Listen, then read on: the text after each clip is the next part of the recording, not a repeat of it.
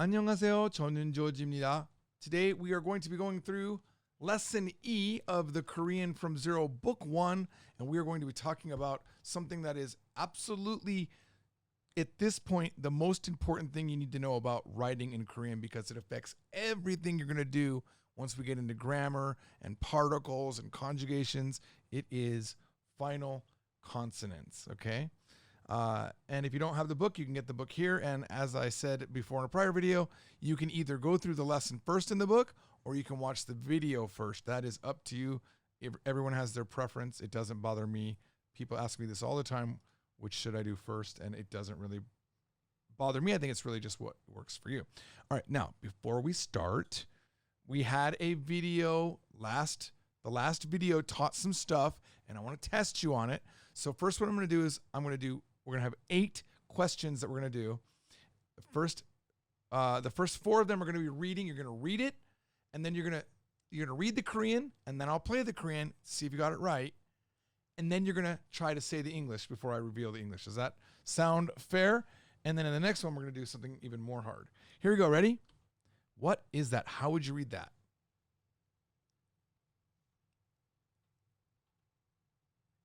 Should have gotten it by now. It is this. 뭐.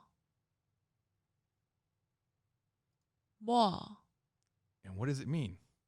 What does it mean? That's right. It means what? All right. Next one. What is this? What is the meaning of this? How do you say it? I wish I could hear you guys right now. 의미. 의미. Right? It's that into the e. 의미. Okay? It's not weemi like a w. It's 의미. 의미. All right? And what is the meaning of this word? Some of you got it because of my hint. All right, next one. Let's see where we land on this one. What is this? How do you read this? Where have I seen this word before?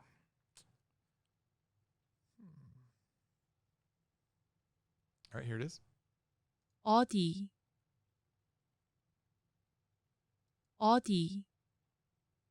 What does it mean?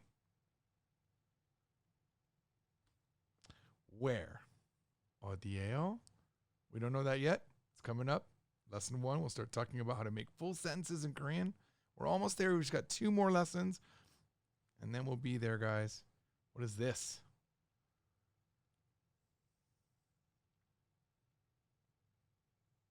그녀.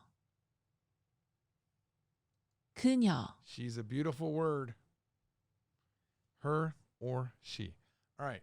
So keep track of how well you've done. I do want to know in the comments how well you've done. So far, you could have 4 out of 4. Actually, to be honest, you could have 8 out of 8 because I'm counting the English and the reading, right? Did you read it right? And did you translate it right?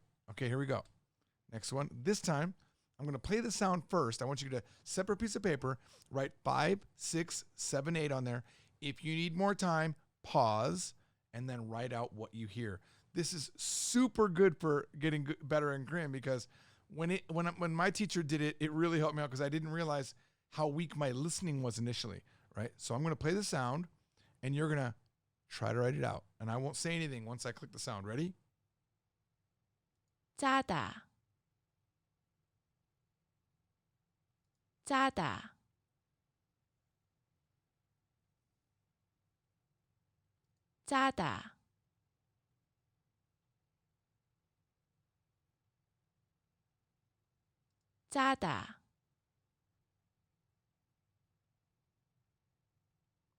Here's the answer. Now, what does it mean? 짜다. You can hear because it has a 상지읒. It is stronger, right? It's 짜다, not jada or chada, right? Jada. A little bit of a stronger sound. All right. Now, if you got this one wrong, don't be salty. It means salty. Okay? 짜다. All right. Next one. Pause if you have to. 돼지. 돼지,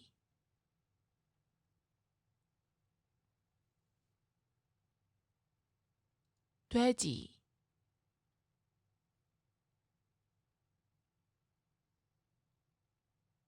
돼지, All right. Here it is. 돼지. 돼지,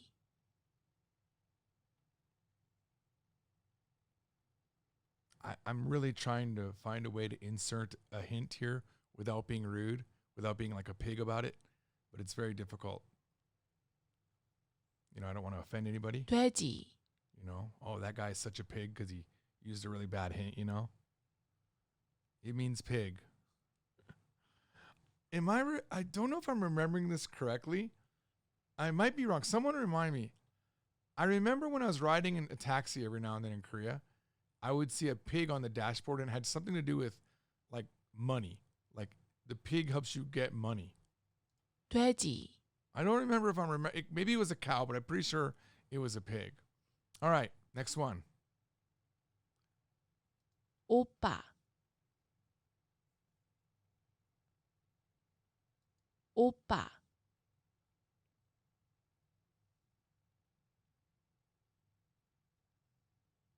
오빠,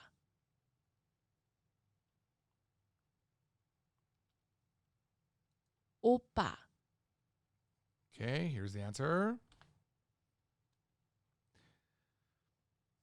One of the main reasons I decided I had to go to Korea was a song called Oppa Gangnam Style. That was once that song got so popular, I realized I had to go to Korea. And the place that I went was Gangnam, which is in that song.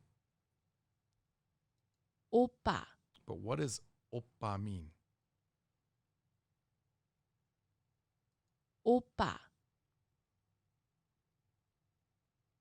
I mean, I don't have any little sisters, so I normally, wouldn't hear this in my normal everyday life if I was a Korean. Older brother for girls only. If you are a boy, you would say nuna. Nuna is how you say older sister. You'd say hyung, hyung. Hyung if you're a boy. If you're a boy, older sister is nuna. Okay? All right. Now, in that song, Gangnam Style, he's basically saying, I, oppa, from the girl's perspective, because girls will sometimes, some girls will, or actually all girls can call an older man who's older than them, oppa. It's just a term of endearment. It's like sir, but not that informal. It's like we don't do this in English, so it's a little bit weird. We call people by their name, but Koreans will call people by their state in age, right? Like or their job, for example. So I do have one friend only out of all my Korean friends has never called me Joji. She always calls me oppa. It's a little bit weird, okay? But to me it's weird, but she calls me oppa. So if you have a younger girl that knows you, she might call you oppa. Although I have a strong feeling that maybe as a foreigner, it's weird to call a foreigner oppa. Maybe. That's why I think it's maybe rare for me, but maybe not so rare for a Korean person, okay? To actually hear oppa, all right? Okay, moving on. Final one. I hope you're doing good. Let me know how you're doing. Oh, shouldn't have shown that. I should not have shown that. I was supposed to write it out. I apologize. We're going to reverse it. Tell me, say this before I play it. I did not mean to show it. Sorry. Still new to these controls. All right, now remember we have 상지읒, right? We've got our double jiut here, 상지읒. And we've got a normal kiok. What is this? Here it is. 찌개, 찌개, And what does it mean in English? It's a stew. Now I'm going to show you one stew in Korean. Okay, this is budae-jjigae. Oops, I think I have a...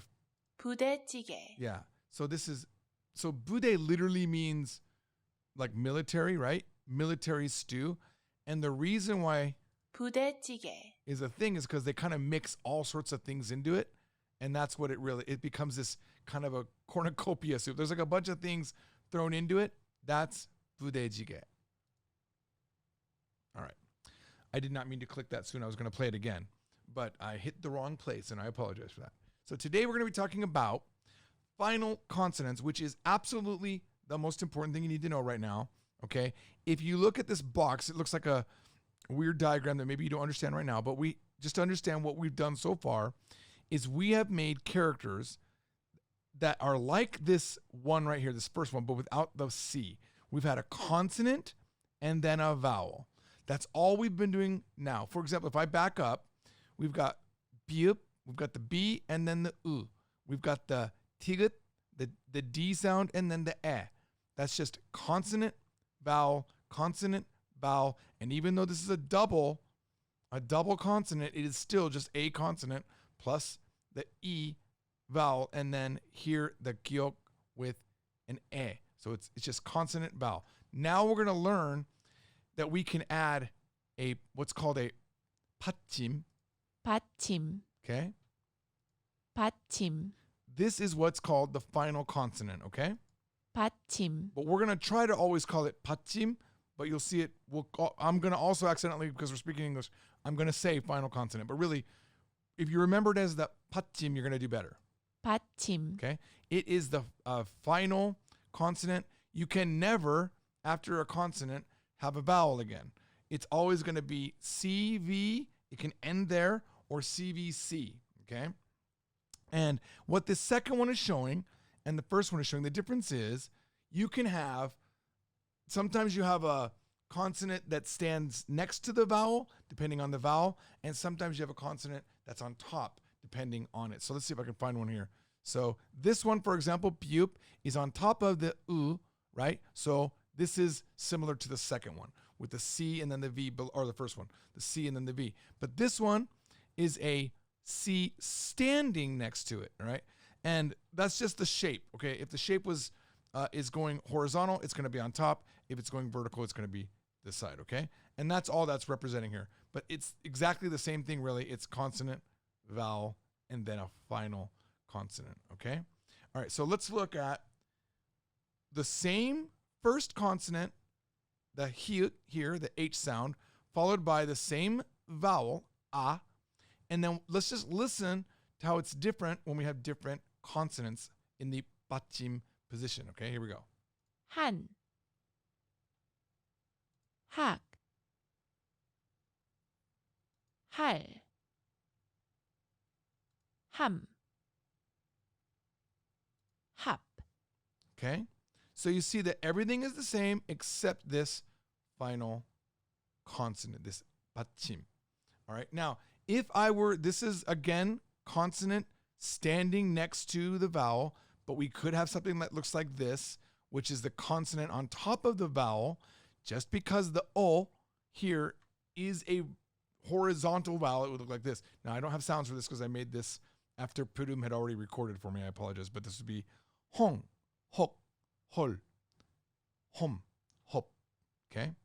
All right. Now, it would not be, let's go ahead. I want you to listen to these one more time before we move on. This is not han and hack and hal and ham and hab. Okay? You've got to say it sounding Korean. Okay? 한, Han. Okay? Han. Now, this is something that will make sense after the next lesson. But when they do the N sound like this, you'll see a lot of times their tongue hits out like this. It's this little thing that sticks it out. Trust me, this will help you out later on. If you watch Korean people's mouth when they speak, you'll see it. But they'll say han, han. A lot of times you'll see their tongue, okay? Hak, hak. It's at the back of the throat. Hak, 학, okay? Hal, 할, hal. Just kind of an L sound. 함, Hum, hum. Not ham, okay? And 합, hop, hop. It's not hub. The B doesn't fully act like what's the word I'm looking for? It doesn't fully sound out. It's hop, and then you kind of just stop right there. It's kind of abruptly cut off, okay?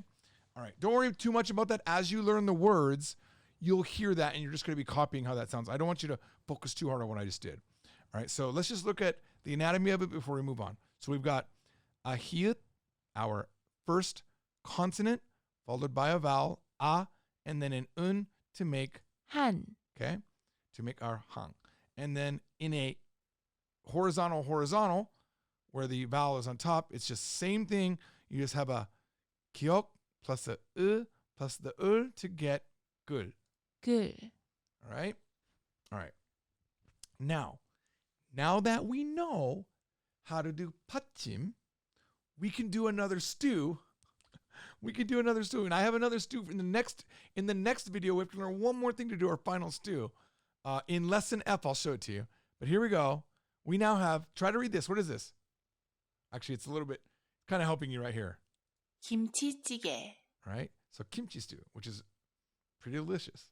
김치찌개, All right. Now, so we've got these first one and the second one, and this is what we're going to focus on in this particular lesson. And later, we're going to see these types, where you can have what's called a Gopatim, which is a double final consonant. I'm not going to show you any examples right now. They're going to be coming up. I just want you to be aware that you can have a combination of consonants at the bottom. 겹받침, 겹받침, Okay? 받침, 겹받침, All right, and that's just a double consonant. All right? Let's look at some words. They're all popped up on the screen, and I'm going to play them one by one. But before I play it, I want you to try to read it and tell me what you think it is. We're going to start with the word for Korea.